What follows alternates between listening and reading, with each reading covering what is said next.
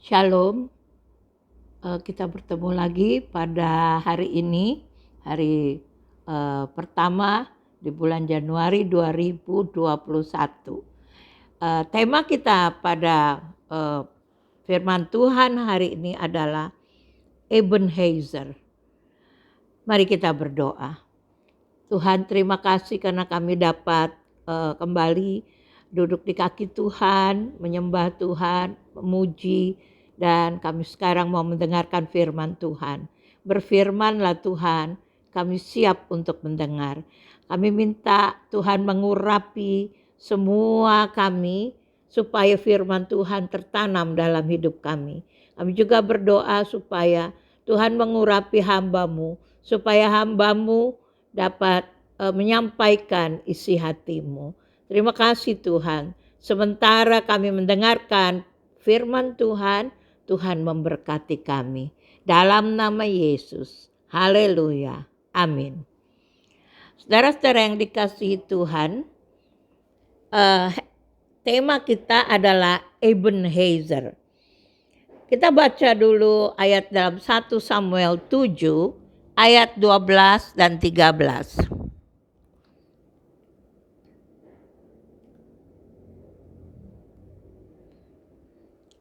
Kemudian Samuel mengambil sebuah batu dan mendirikannya antara Mizpah dan Yesana. Ia menamainya Ebenezer, katanya, sampai di sini Tuhan menolong kita. Amin. Saudaraku, ayat mas kita adalah ayat 12 tadi, yaitu sampai di sini Tuhan sudah menolong kita. Saudaraku, salah satu penyebab Israel sering gagal, sering terpuruk karena mereka melupakan Tuhan dan perbuatan-perbuatan Tuhan yang besar. Dan tabut Tuhan pada waktu itu mereka biarkan selama 20 tahun di Kiryat Yearim. Seharusnya tabut Tuhan itu setelah dari orang Filistin itu harus kembali ke Silo, di mana tabernakel Musa di sana. Memang bait Allah belum didirikan. Dan saudaraku, kalau kita lihat pada tahun baru, orang bersukacita menyambut tahun baru. Ada yang makan-makan, kumpul keluarga, ada yang ibadah, ada juga yang pesta-pesta, itu orang-orang dunia. Dan ini adalah bentuk rasa syukur bahwa mereka memasuki tahun baru. Bagi kita anak-anak Tuhan, layak kita bersyukur kepada Tuhan. Samuel menyadari bahwa hanya oleh pertolongan Tuhan sajalah mereka bisa sampai ke Mizpah. Jadi sampai di sini Samuel berkata, Tuhan sudah menolong kita. Dan saudaraku, kita juga sadar bahwa hanya oleh anugerah Allah, hanya oleh pertolongan Tuhan, kita boleh sampai di tahun yang baru ini. Banyak masalah yang kita hadapi, sama seperti Israel.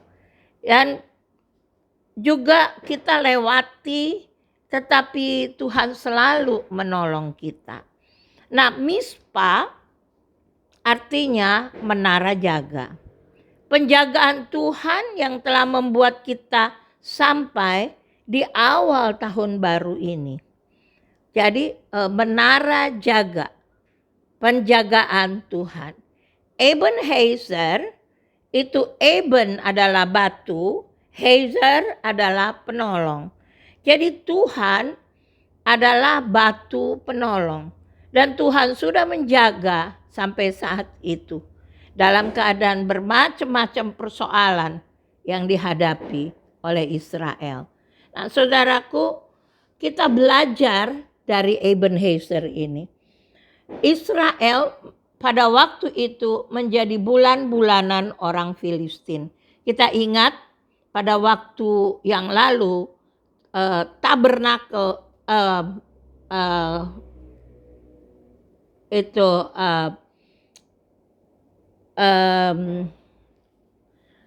tabernakel ada di Silo, tetapi tabut Tuhan itu masih ada di Kiryat Yarim setelah dari Filistin. Dan tabut Tuhan itu adalah lambang dari kehadiran Tuhan. Tabut Tuhan itu lambang dari penyertaan Tuhan. Dan tabut Tuhan itu ditinggal di Kiryat Yarim. Tidak dibawa ke tempatnya selama 20 tahun. Berarti hadirat Tuhan itu tidak ada di sana. Nah, di tahun yang baru ini coba kita lihat diri kita. Kita melihat ke belakang, apakah kita masih ada di jalur Tuhan? Saudaraku, bagaimana kehidupan doa kita? Bagaimana penyembahan kita kepada Tuhan? Saudaraku, bagaimana kita merenungkan firman Tuhan? Masihkah kita melakukannya? Atau kita sudah lama tidak melakukannya? Saudaraku, sama seperti orang Israel. Karena mereka menjerit kepada Tuhan. Kalau kita baca seluruh pasal 7 ini, bahwa mereka menjerit kepada Tuhan. Mereka minta Tuhan supaya Tuhan menolong mereka. Coba kita baca dulu satu ayat, 2 Korintus 13 ayat 5. 2 Korintus 13 ayat 5. Ujilah dirimu sendiri, apakah kamu tetap tegak di dalam iman? Selidikilah dirimu, apakah kamu tidak yakin akan dirimu bahwa Kristus Yesus ada di dalam diri kamu? Sebab jika tidak demikian, kamu tidak tahan uji. Saudaraku, kita belajar pada saat ini dari kejadian Ebenezer ini. Saudaraku, kita baca dulu ayat 1 sampai ayat 3 dari 1 Samuel pasal 7. Sejak saat tabut itu tinggal di Kiryat Yarim, berlalulah waktu yang cukup lama, yakni 20 tahun, dan seluruh kaum Israel mengeluh kepada Tuhan. Lalu berkatalah Samuel kepada seluruh kaum Israel demikian, jika kamu berbalik kepada Tuhan dengan segenap hati, maka jauhkanlah para allah asing dan para Asyitoret dari tengah-tengahmu, dan tunjukkan hatimu kepada Tuhan, dan beribadalah hanya kepadanya, maka ia akan melepaskan kamu dari tangan orang Filistin. Saudaraku, apakah dikatakan oleh Samuel bahwa mereka harus meninggalkan berhala-berhala? Karena mereka ikut menyembah berhala, mengikuti bangsa-bangsa lain. Apakah kita lihat pada tahun yang baru ini, apakah ada berhala-berhala dalam hidup kita? Apakah ada ilah-ilah zaman ini dalam hidup kita? Berhala adalah objek yang disembah, objek yang dipuja.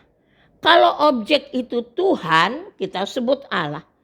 Kalau bukan Tuhan, kita sebut berhala. Contoh, uang. Bahwa kita benar-benar mengejar uang itu. Kita cari uang itu. Kita kejar. Saudaraku, maka uang itu menjadi berhala buat kita. Ada yang pekerjaan. Oh, pekerjaan itu dikejar betul. Pekerjaan itu dicari sampai tidak ada waktu untuk Tuhan. Tidak ada waktu untuk keluarga. Pekerjaan itu adalah berhala. Ada orang yang bisnisnya Ada orang yang anak itu segala-galanya. Maka anak itu bisa jadi berhala. Ada orang yang TV menjadi berhala. Ada yang game menjadi berhala. Sesuatu yang membuat orang mengabdi kepadanya. Memberi waktu yang banyak kepadanya.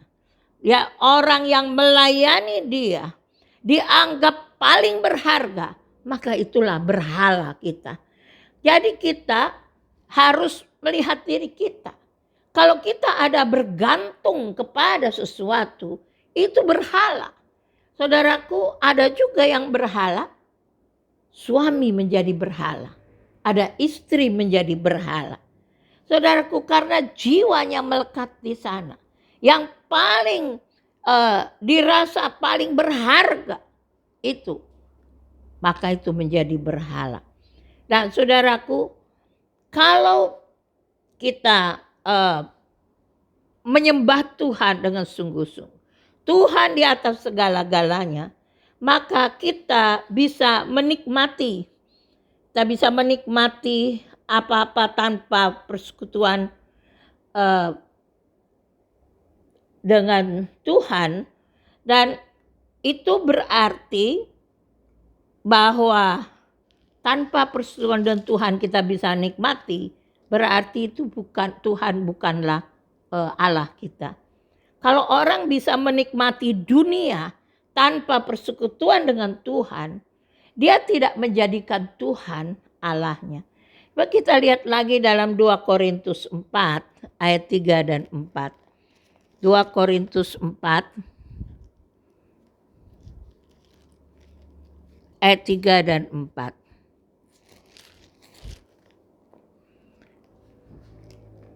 Jika Injil yang kami beritakan masih tertutup juga, maka ia tertutup untuk mereka yang akan binasa, yaitu orang-orang yang tidak percaya, yang pikirannya dibutakan oleh ilah zaman ini, sehingga mereka tidak melihat cahaya Injil tentang kemuliaan Kristus yang adalah gambaran Allah. Jadi pikiran mereka dibutakan oleh ilah zaman ini.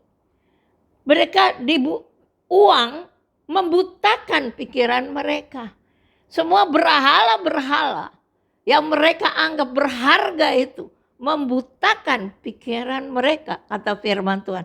Sehingga Injil tidak bisa masuk lebih luas lagi dalam hidup mereka. Nah, saudaraku, yang ketiga, Israel bertobat di hadapan Tuhan. Kita lihat di dalam ayat 4-6, kembali ke Samuel 1 Samuel 7 ayat 4-6. Kemudian orang-orang Israel menjauhkan para Baal, para Asytoret, dan beribadah hanya kepada Tuhan. Lalu berkatalah Samuel, kumpulkanlah segenap orang Israel ke Mizpah, maka aku akan berdoa untuk kamu kepada Tuhan. Setelah berkumpul di Mizpah, mereka menimba air dan mencurahkannya di hadapan Tuhan. Mereka juga berpuasa pada hari itu dan berkata di sana, kami telah berdosa kepada Tuhan. Dan Samuel menghakimi orang-orang Israel di Mizpah. Ketika didengar orang Filistin bahwa orang Israel telah berkumpul di Mizpah, majulah raja-raja kota orang Filistin mendatangi orang Israel. Serta didengar orang Israel demikian, maka ketakutanlah mereka terhadap orang Filistin. Lalu kata orang Israel kepada Samuel, janganlah berhenti berseru bagi kami kepada Tuhan Allah kita, supaya ia menyelamatkan kami dari tangan orang Filistin itu. Sesudah itu Samuel mengambil seekor anak domba yang menyusu, mempersembahkan seluruhnya kepada Tuhan sebagai korban bakaran. Dan ketika Samuel berseru kepada Tuhan bagi orang Israel, maka Tuhan menjawab dia.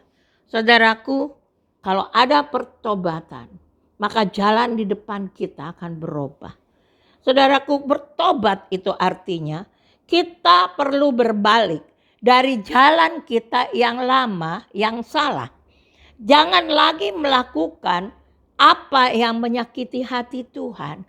Kalau ada di tahun yang lalu kita banyak hal yang kita lakukan yang tidak benar, mari kita bertobat, mari kita introspeksi diri dan jangan melakukannya lagi.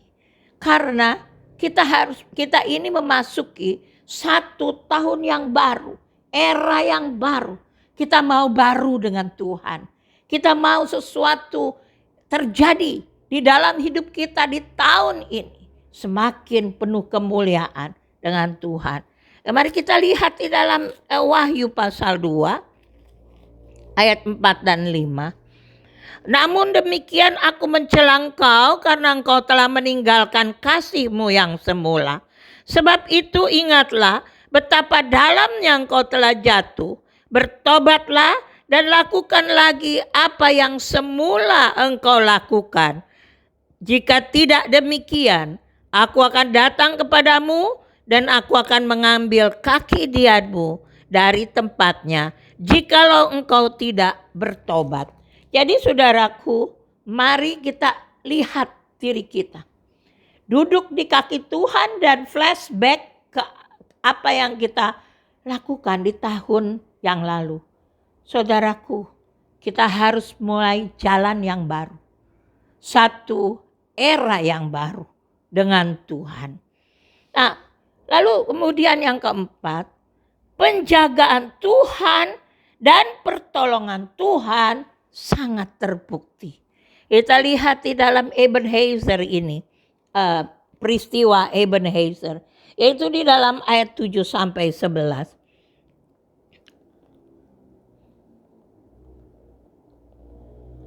Ayat 10 dan 11. Sedang Samuel mempersembahkan korban bakaran itu, majulah orang Filistin berperang melawan orang Israel. Tetapi pada hari itu Tuhan mengguntur dengan bunyi yang hebat ke atas orang Filistin dan mengacaukan mereka sehingga mereka terpukul kalah oleh orang Israel.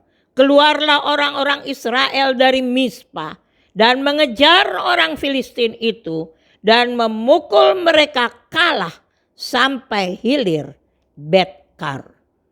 Saudaraku, mujizat terjadi karena mereka menyucikan diri. Mujizat terjadi karena mereka berbalik. Apa yang dulu mereka lakukan menyakiti hati Tuhan, mereka bertobat. Nah, saudaraku, sebab itu Mispa yang berarti menara jaga itu juga ada pada kita. Ebenezer yang artinya batu penolong itu juga ada pada kita. Penjagaan Tuhan ada. Hanya mari kita menyucikan diri. Masuk tahun baru ini. Ini adalah satu jalan yang baru.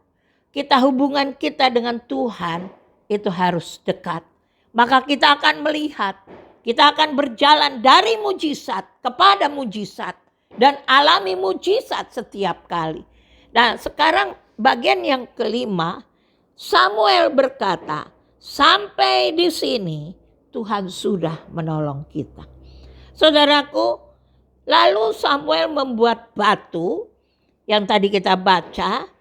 Dan dia mendirikan dan menamakan itu Ebenezer. Dan batu itu adalah untuk mengingat pertolongan Allah sebagai ucapan syukur. Saudaraku, monumen ini, batu ini untuk monumen ini terus mengingat apa yang Allah sudah buat di dalam hidup Israel. Saudaraku, dan ini bukan hanya sampai di sini, tetapi ini belum selesai. Sampai di sini Allah sudah menolong kita dan Allah akan terus menolong kita. Asal kita mempertahankan hidup kudus di hadapan Dia. Asal kita tidak lagi menyakiti hati Dia. Nah, saudaraku, inilah pertolongan Allah yang sudah dimulai dan akan terus berlanjut di dalam hidup kita. Dalam hidup kita ada saat-saat di mana kita perlu ingat bahwa Allah bekerja dengan dahsyat untuk menolong kita. Saudaraku, Daud selalu mengingat perbuatan Allah itu. Jadi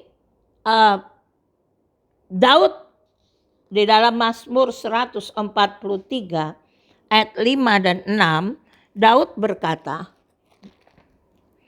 143 ayat 5 dan 6,